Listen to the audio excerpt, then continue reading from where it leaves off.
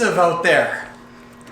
Morning, Trainiacs. It is minus 30 in Winnipeg, Celsius. Fahrenheit, just don't go outside. I'm sure that's on the thermometer. Today we're calling in the big guns. We're calling in the beast mode socks because, you know what? I am sick and tired of just training easy. Also, it's the time of year to start adding some hard stuff. What I've been focusing on for the last bunch of weeks has been a lot of zone 2 training, which is what you do in October, November, December, and a lot of strength. But I'm ready to rip some legs off. Doesn't mean I'm going to like it, but I'm ready. And looking at then swim, bike, run, what can I focus on? Well, swimming, yeah, great, but it's not a lot of key sessions, and I think that you need people around you to push really hard and break through barriers. Running, well, it's minus silly outside, so that's not happening. But I can always go on ZWIFT no matter how cold it is. Weather is always nice on ZWIFT, except when it rains. Raining in ZWIFT, that's just a cruel joke, ZWIFT. So I am actually going to commit to ZWIFT FTP building program because I want to, just for shoots, to have a goal to do, commit to getting my, getting my FTP back up to 300. Last time we tested it earlier this year, it was at 260. Last time that my FTP was at 300 would have been the fall of 2019, which was really the last time that I raced. That FTP of 300 was a test that was done outside. Now, I always test better outside than inside because inside it's just straight suffering, and a lot of people find that they aren't able to test super well inside because the air just sits, because you just sit and suffer no matter what tunes you put on. You're kind of just left alone with your suffering, so it's always harder to test inside than it is outside. So if I can get myself up to a 300 watt FTP inside on ZWIFT, that is by far going to be the most powerful that I've been on the bike. Might as well start with a baseline FTP test so that all of the workouts that are designed for FTP building on ZWIFT are as up to date as possible. I'm going to put on the VO2 Master Mask, and we're going to hurt today. So let's get into this here. I've talked before about how focusing strictly on FTP isn't really a surefire way to have good performance in a race. And the reason for that is a few things. FTP itself is kind of a guess. It's a bit of an approximation to your second ventilatory threshold. So there's VT1 and VT2. Under VT1 is your low intensity stuff. This is typically known as your zone 2 or your Maffetone method training. VT2, that's your threshold. Now, why FTP is just kind of a guess is because it's been shown that FTP can be off by as much as about 20% from your actual VT2, your second ventilatory threshold. So when people focus on FTP as like strictly the only thing that they want to focus on for one reason or another, they're missing out on a lot. Yes, more power is better, and I'll explain in a little while why and how we end up using that, but as a rule, like, FTP itself isn't the be-all, end-all. FTP is really just something that you can structure and design some workouts around. And at this point in the year, what a good thing to focus on is raw power, the ability to put out big, high watts. So that's what FTP is good for, because you can just use it as a number and start structuring some workouts around. Is it the be-all, end-all, and is it absolutely accurate? No, not really. But that doesn't mean that we're not going to turn ourselves inside out to see what we can do here in this FTP test.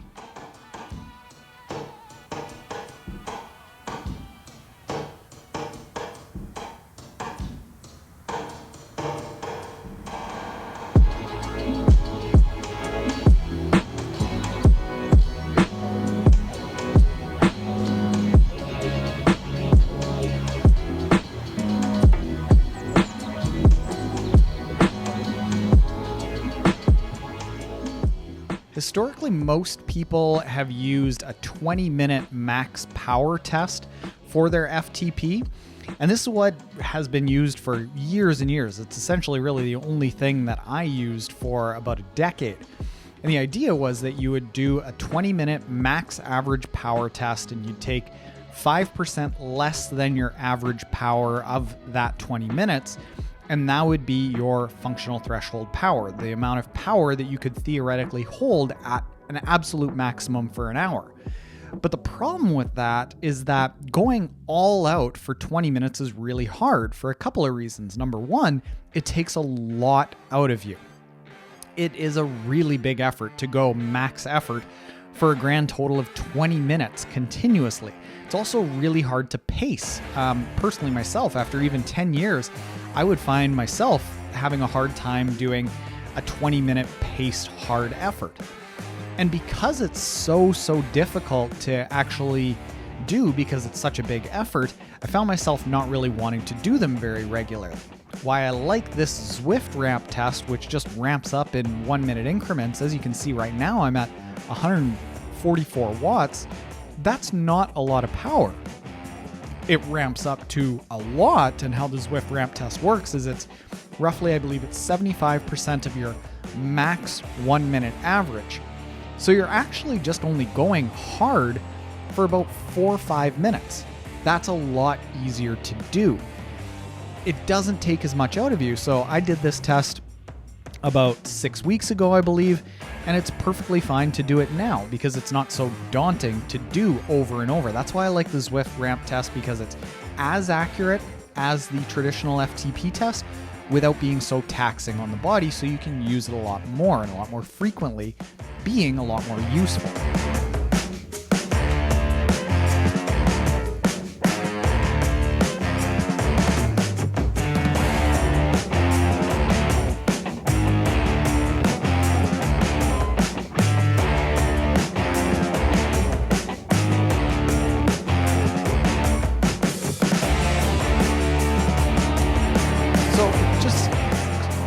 So it's slowly ramping up here, and we're not even at 150 watts, so everything is still feeling really easy.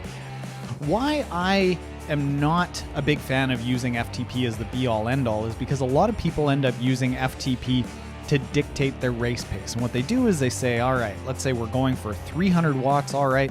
Well, then they go to some chart and they say, all right, Ironman race should be 75% of your FTP, and that's all they do. And they just take that as some arbitrary number. But what has your training actually been leading into that? Have you trained to be at that 215 watts for 5 hours? Well, that's where there's a really big disconnect between FTP and what actually happens on race day.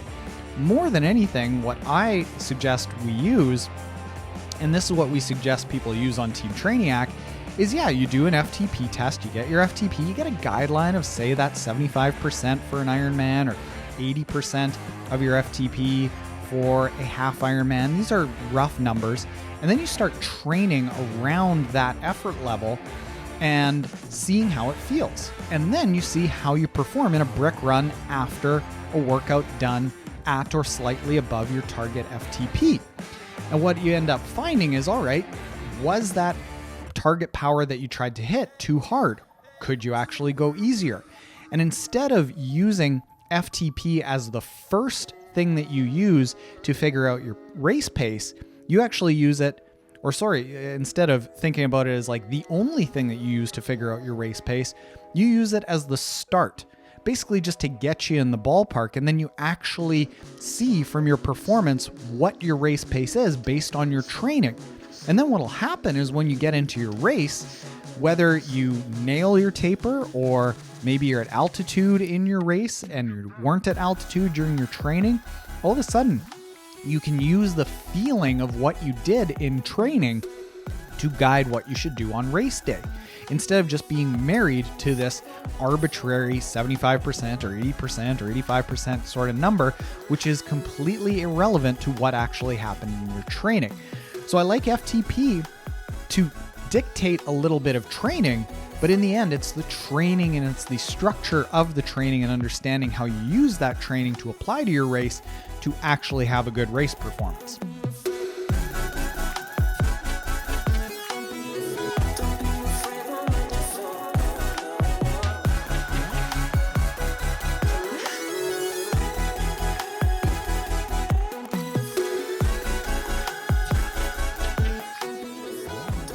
The time to do an FTP test, ideally you're doing it on a rest week.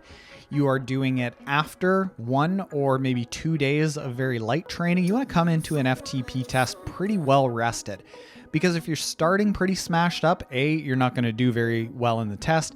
B, you're going to dig yourself a bit of a deeper hole, because you need to be able to push really, really hard without a detrimental effect. So I like doing an FTP test actually during a rest week and towards the end of a rest week when all of your fatigue is completely flushed out.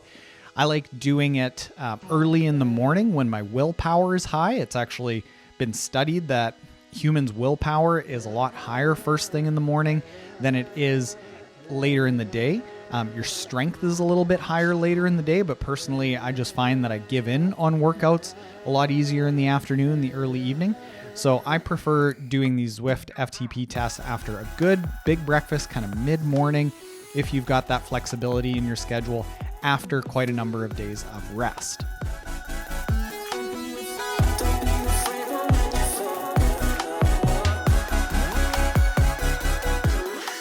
So we can see top right, my VO2 max measurement from the VO2 Master Mask. I'm still under 30 here at 160 watts. This is really easy. This should be in zone 2. My previous highs on the VO2 Master Mask, and in any time I've tested my VO2, it tends to be around 57, 58 when I start getting super fit. So we're a long way away from that. Everything's still feeling really easy at this point. One thing that I like doing with these ramp tests is getting my max heart rate from a ramp test and using that to calculate my zone 2. A more customized way of calculating the zone 2 is the Carnoven, Karnoven method. And if you type in Carnoven method calculator soup, that'll give you a calculator for calculating your zone 2, which is really, really accurate to even what you'd get in a lab, whereas a math method or a percentage of your age or even a percentage of your max heart rate, it's not as accurate as the Carnoven method, because the Carnoven method uses your max heart rate and your resting heart rate. So if you use that calculator soup Carnoven method calculator, you can take the max heart rate that you get from a test like this, bump it up by about 3 or so, because I find that people can often dig a little bit deeper if they had a gun to their head or if they were in a race or something like that, where their mind isn't on just suffering. And then you type that along with your resting heart rate into that calculator soup, use the 70% number, and that's going to be as close as anything I've ever seen without getting into a lab to your actual max heart rate.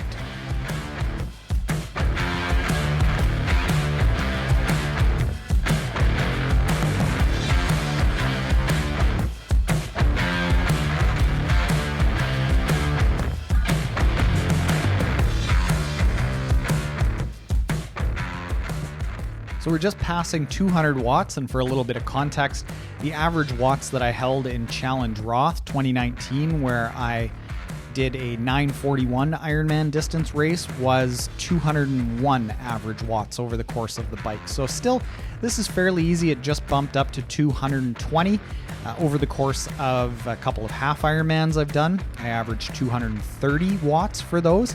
So this is still fairly comfortable for me. Really isn't building up a whole lot of fatigue at all. I was feeling really good at this point. But I talked earlier about this being a good time to do an FTP building structure, focus on that. Different times of the year have different times that it's good to focus on one thing over the other.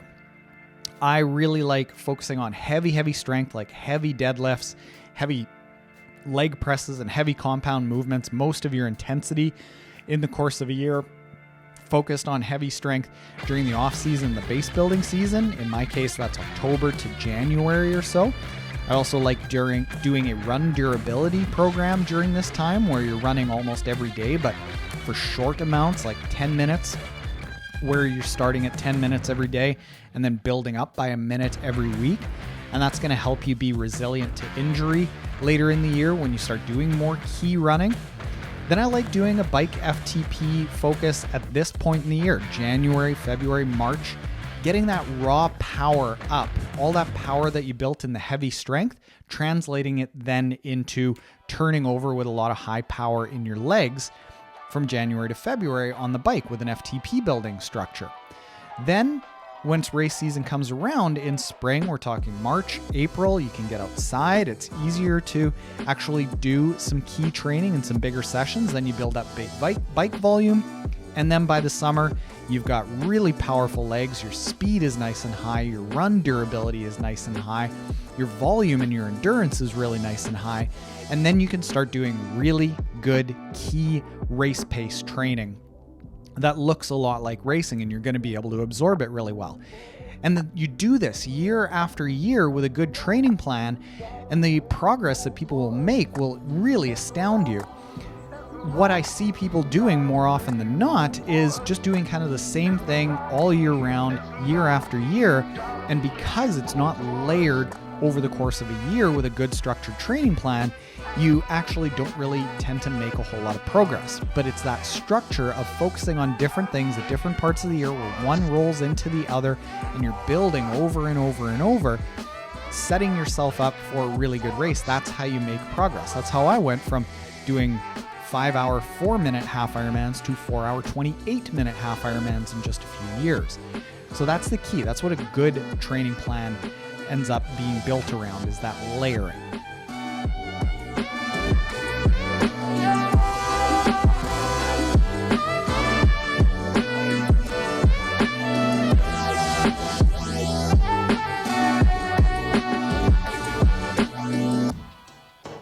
So we're getting into the hard stuff now. This is where things start, kind of building up and getting a little bit tough at 280 watts. I actually still felt pretty good at this point. I really felt like I was going to put out a good average, and I wanted to get up to around 380 watts was going to be the target. My VO2 just bumped into the 51s, and that's going to be where it's starting to get high. We're getting up to like 85-90% of VO2 max. We're getting up pretty close to this is now hopefully past my target FTP, so your body starts being able to, or actually stops being able to flush out fatigue. We're into the 300s.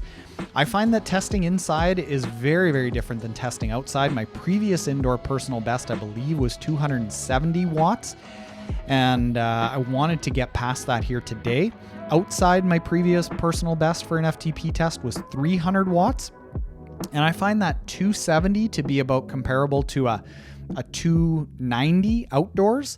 So that 300 watts outdoors was, that was definitely my previous personal best for an FTP.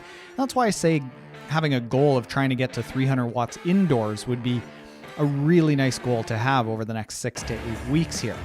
But we're at 300 watts now. VO2 max is reading at 53 there. So it's getting pretty close to my max. This is, 54.1. It was getting maxed out here very closely to what I would be able to put out.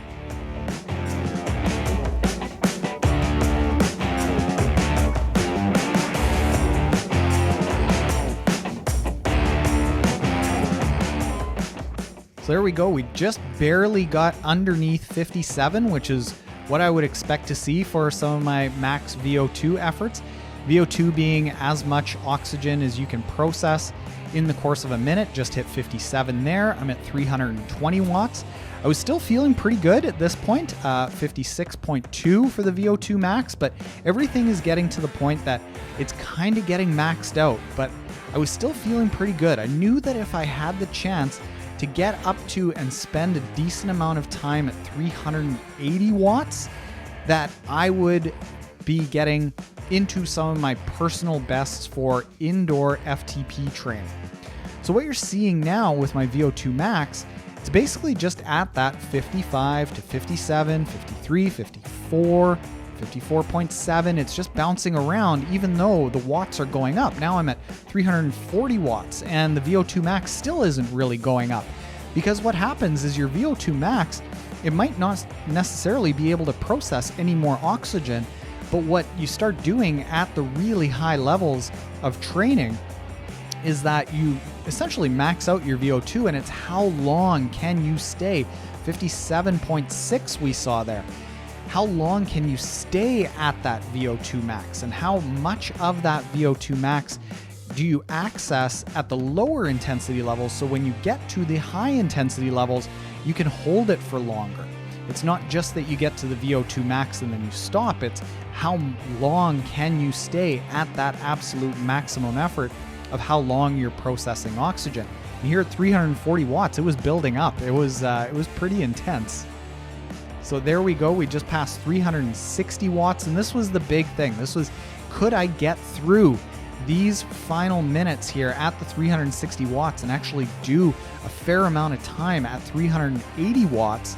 And you can see that my watts per kg, I'll look in here, was 5.3 watts per kg. Now this isn't nearly what I would expect from like super elite cyclists, but this is putting you, if you're at that 5.3 watts per kg, normalizing you for what your weight is and what watts you're putting out. That's getting into being a fairly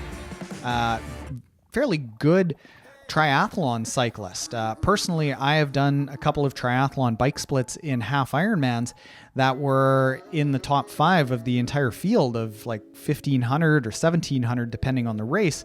So that's a really good target to go for if you're able to do it. Now we're up to 380 watts, and this is where things are getting really hard. It's basically how many seconds can I hang on here? I've already gone through that 360 watts that I didn't know I was going to be able to get through, but it's pushing, and you can see that the VO2 is going down because my cadence is getting crushed out and the power is going down, and that is it. And I am toast, and we have a new VO2 max of, a new watts for my FTP of 275 watts.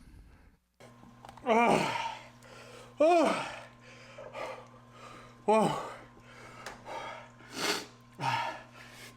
Holy smokes. Okay, so 275 is the new FTP on ZWIFT.